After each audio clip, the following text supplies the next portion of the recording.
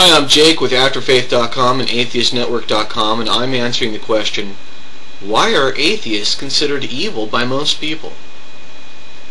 Well, my own explanation for that basically is the slave mentality of theism. Well, what do I mean by that, the slave mentality of theism? Well, in particular, in this case, I'll give the example of Christianity. A long time ago in this country, in the United States, we had slaves. Now, there were three basic positions. There was the owner of the slaves. There was what was called the house slave, and the house slave took care of the owner and the owner's property. And then you had the field slave. Now, it was the job of the house slave to tell the field slaves what the owner wanted the field slaves to do. Now, the funny thing is, though, to keep the field slave in line, the house slave would say many things. And some of those things were like, if you leave the master, the outside world out there is going to eat you up. You're going to die. You're going to get hurt. You're going to get killed. And sometimes what they would do is when they would chase down a slave and bring him back, they'd bring him back tortured. They'd bring him back hunted. They'd bring him back killed. And they say, look, this is what happens when you leave the master. Another thing that they would say is the master cares about you. The master only wants what's best for you. Stay with the master and you'll be safe. Leave the master and there'll be no safety guaranteed. Disobey the master and you'll be punished. Well, obviously there's a comparison there to modern day Christianity. Christianity says believe in Jesus because he wants you to be safe.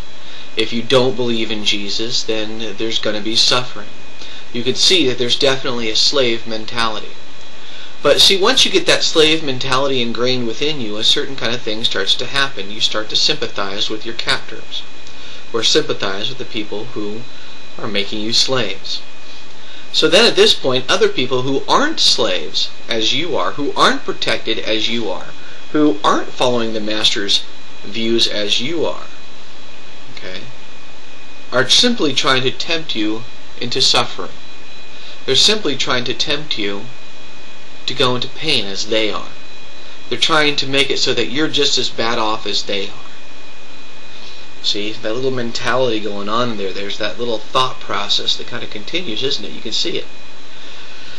So what happens is that basically all these Christians out there, all these theists out there who are putting down atheists, the atheist is the one that's free, and they see that freedom. And what do they start to do? They start to say, oh, you're only an atheist because you want to be able to do whatever you want to do and you don't want to have to be a good person. Now, what's a good person then? A good person is someone who does what? Who follows the master. And they'll say to you, hey, you know, you don't want to believe in a God because you just want to be able to go off and do whatever you want and hurt yourself and hurt people and whatever and have no consequence. Again, if you don't follow the master, you'll be in suffering. So you see, all these people out there are suffering from this slave mentality. This slave mentality that tells them that freedom is something to avoid. That knowledge is something to avoid. So see, what you start to get is this slave mentality that everybody else is the enemy. That everyone else is basically hurting you, they're damaging you, they're stopping you from progressing. So you see, atheists become hated because we're seen as the ones that are opposing their protection. We are opposing their safety. So to them, hey, we're the bad guys. Hope that answers your question.